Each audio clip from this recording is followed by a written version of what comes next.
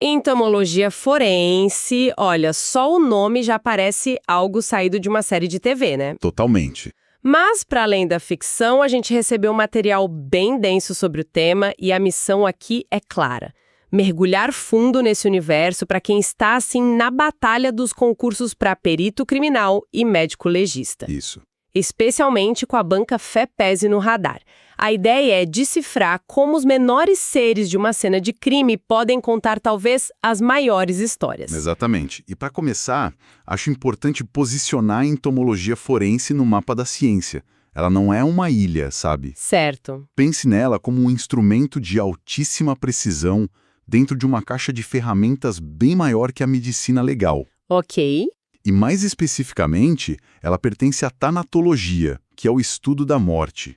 E a função principal dela é ser uma das estrelas da cronotanatognose. Cronotamatognose. Que nome? É o nome técnico, né? Para arte e ciência de determinar o tempo de morte. Então, estamos falando de usar a vida dos insetos para, basicamente, criar uma linha do tempo da morte. Mas qual é o poder real que um simples inseto tem numa cena de crime?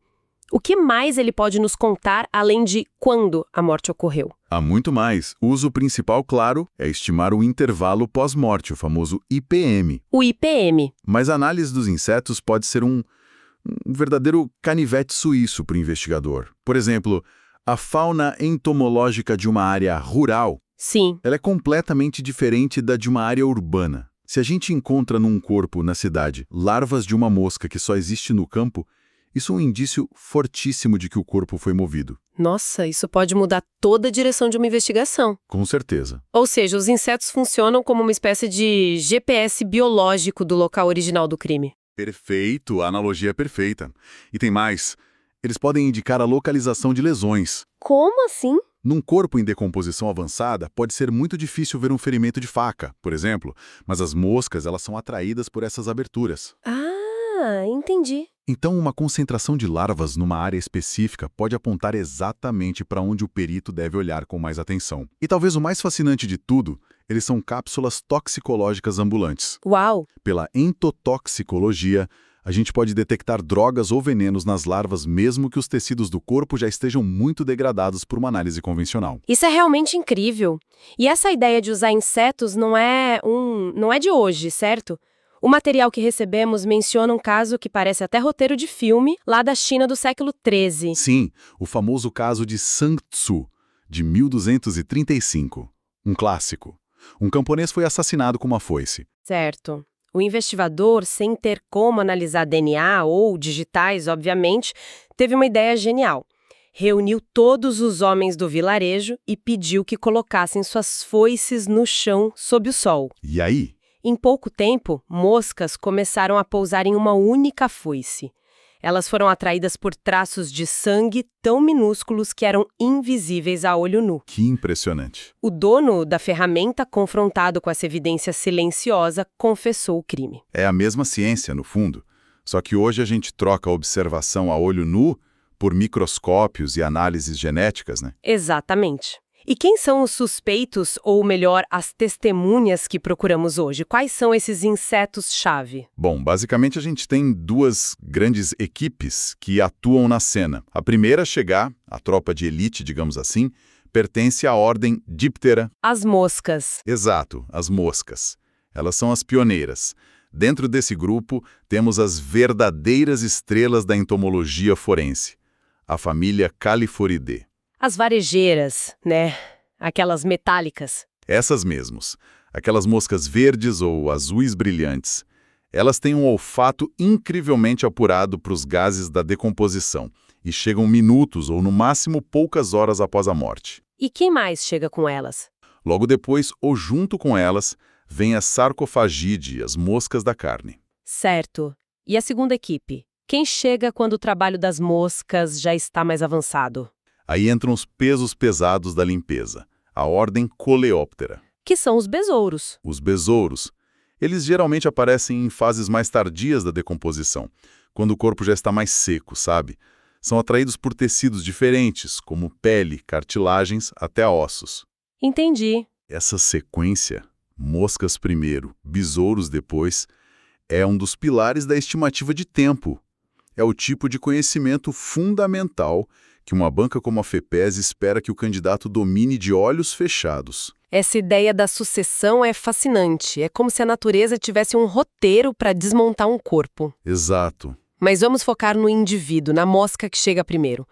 Como exatamente a vida dela, do ovo ao inseto adulto, se transforma num cronômetro para os peritos? A chave é que o ciclo de vida desses insetos é extremamente previsível, especialmente quando a gente controla a variável mais importante de todas, a temperatura. A temperatura. Funciona como uma receita de bolo, de verdade. Se você sabe a temperatura do forno e o tempo, sabe exatamente em que estágio a massa vai estar. Com os insetos, é a mesma coisa. O ciclo começa com a mosca adulta pondo o ovo. Geralmente em aberturas naturais do corpo ou em ferimentos, certo? Exatamente, desses ovos eclode a larva. Essa é a fase de alimentação, a fase em que o trabalho sujo, digamos, é feito. Certo. E ela não é uma fase única, tá? A larva passa por 3 estágios de crescimento, como se trocasse de roupa 3 vezes. São os instares, L1, L2 e L3. Cada ínstar tem um tamanho e uma duração bem específico. L1, L2, L3. Após o L3, a larva acumulou toda a energia de que precisa. Aí ela para de comer e procura um lugar seguro para a próxima fase, a pupa. A pupa é o casulo, né? A metamorfose. Isso. A larva se encapsula num invólucro chamado pupário. E esse pupário é uma maravilha da natureza forense. Por quê? Ele é duro, quimicamente resistente e funciona quase como a caixa preta de um avião. Ele pode preservar DNA e, principalmente, evidências toxicológicas por anos, muito depois de o corpo ter desaparecido. Uau! É dentro dele que a mágica acontece. E a larva se transforma no adulto, a mosca alada que vai emergir e recomeçar todo o ciclo. Entendi. Conhecendo a duração de cada uma dessas fases numa determinada temperatura, a gente pode olhar para uma larva e dizer: você tem X horas ou Y dias de vida. Ok. Então temos o ciclo de vida do inseto e a sucessão de espécies. Com essas duas ferramentas, como o perito chega a um número, a uma estimativa do intervalo pós-morte? Nós trabalhamos com 2 abordagens principais, que nos dão estimativas diferentes. A primeira, e mais precisa, é o IPM mínimo. IPM mínimo. Ela é baseada na idade do inseto imaturo mais velho que a gente coleta no corpo. Se a larva mais desenvolvida que encontramos tem, pelos nossos cálculos, 72 horas de vida, Sim, podemos afirmar com alta segurança que a morte ocorreu há pelo menos 72 horas. Dizemos mínimo porque a mosca não põe o ovo no instante exato da morte, né? Ela leva um tempo para chegar, encontrar o local e fazer a oviposição. faz todo sentido. E se o corpo for encontrado muito tempo depois, quando já não há mais larvas, só insetos adultos e talvez restos de pupas? Aí entra o IPM máximo. Ele é menos preciso, é mais uma janela de tempo. Uma estimativa mais ampla. Exato. É usado em casos de decomposição avançada e se baseia na sucessão ecológica que a gente mencionou. A presença de certas espécies de besouros, que só aparecem depois de meses, por exemplo, nos permite dizer que a morte não é recente. Entendi. Combinando as espécies presentes, podemos montar o quebra-cabeça e estimar uma janela de tempo mais ampla para a morte ter ocorrido. Ok, mas esse relógio biológico não me parece infalível. Ele deve ter pontos fracos. O que pode fazer esse relógio adiantar ou atrasar? Muitos fatores. É aqui que o trabalho do perito se torna complexo e fascinante. Ele não é apenas um biólogo. Precisa ser quase um microclimatologista da cena do crime e até um farmacologista para insetos. Nossa! A temperatura, como já falamos, é a rainha das variáveis. Alguns graus de diferença podem mudar a estimativa do IPM em dias. Em dias? Sim. Fatores como umidade, chuva, estação do ano, tudo isso pesa. O local do corpo é outro ponto crucial.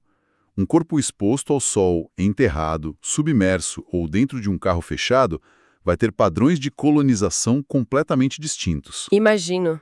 Até mesmo uma roupa ou um cobertor podem atrasar a chegada das moscas, atrasando o nosso relógio biológico. E você mencionou a entomotoxicologia. Espere um pouco, isso é bem contraintuitivo. Eu pensaria que um veneno, por exemplo, afastaria os insetos ou até os mataria. Sim, Mas você está dizendo que eles se alimentam mesmo assim e isso muda o relógio biológico deles. exatamente. E este é um dos tópicos preferidos das bancas de concurso para criar pegadinhas. As larvas se alimentam dos tecidos da vítima e, ao fazer isso, absorvem qualquer substância que estivesse no corpo dela. Certo. E essas substâncias podem, bagunçar completamente o metabolismo dos insetos. Me dá um exemplo prático, como isso funciona? Pense assim. Para uma larva, a cocaína, por exemplo, funciona como um energético fortíssimo. Sério? Sim, a larva exposta à cocaína nos tecidos se desenvolve de forma muito mais acelerada. Ela come mais rápido, cresce mais rápido e atinge a fase de pupa bem antes do previsto. Nossa! Se o perito não sabe que aquela larva estava turbinada, ele vai olhar para o tamanho dela e pensar que ela é mais velha do que realmente é. O que levaria a um erro grave na estimativa. Ele diria que a morte aconteceu muito antes do que de fato ocorreu. Exatamente. Uma superestimação do IPM. O mesmo vale para a heroína. Já a metanfetamina tem um efeito curioso. Acelera a fase de larva, mas prolonga a de pupa. Que complexo! E, por outro lado, venenos como organofosforados ou até alguns medicamentos podem atrasar o desenvolvimento. Ignorar a toxicologia é como tentar acertar um relógio sem saber em que fuso horário ele está. O erro pode ser de dias, não de horas. Toda essa teoria é fascinante num laboratório, mas como isso se parece na prática, numa cena de crime real, com toda a pressão e o caos que se envolve? Como é essa evidência é coletada? O procedimento de campo é extremamente metódico. Não há espaço para improviso. O primeiro passo é a coleta.